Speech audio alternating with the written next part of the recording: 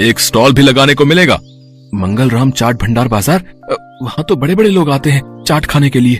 अरे तभी तो कह रहा हूँ, अगर जीत गए तो रोज की अच्छी खासी कमाई होगी और 5 लाख मिलेंगे वो अलग। मंगलराम चाट भंडार कोई ऐसी वैसी जगह नहीं थी, बल्कि शहर का फेमस चाट बाजार था, जहाँ शहर के बड़े बड़े लोग चाट खाने आते थे और कई टूरिस्ट भी वहाँ आते थे। उस बाजार में चाट लगाने वालों की अच्छी खासी कमाई होती थी, लेकिन ये सब बातें जानते हुए भी दिनेश उस प्रतियोगिता में कोई खास दिलचस्पी नहीं दिखाता। मंगल चाट भंडार है तो मुझे क्या, मैं जहाँ हूँ वहीं ठीक हूँ, मुझे इन सब से कोई फर्क नहीं पड़ता।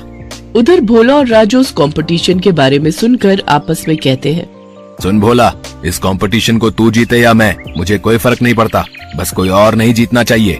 हाँ भाई, बस एक उस दिनेश का ही डर था, लेकिन वो तो हमारी कृपा से फेल हो चुका है, तो अब हम दोनों के अलावा उस कंपटीशन को कोई जीत ही नहीं सकता।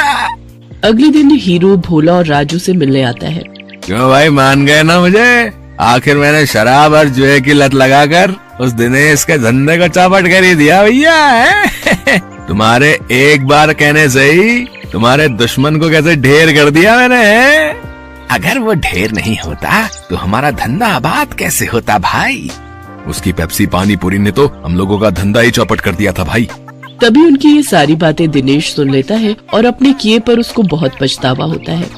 मैं भी कितना बेवकूफ था जो इन पाखंडियों के झांसे में फंस गया और बर्बाद हो गया, लेकिन अभी भी कुछ नहीं बिगड़ा है। मैं इन सबको मजा चखाऊंगा, मैं इस प्रतियोगिता में हिस्सा जरूर लूंगा।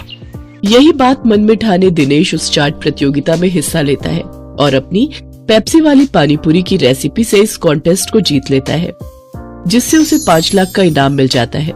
साथ ही मंगल चाट भंडार में स्टॉल लगाने के लिए जगह भी।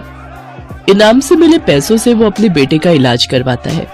बंटू पूरी तरह से ठीक हो जाता है और वो भी दूसरे बच्चों की तरह खेल कूद करने लगता है।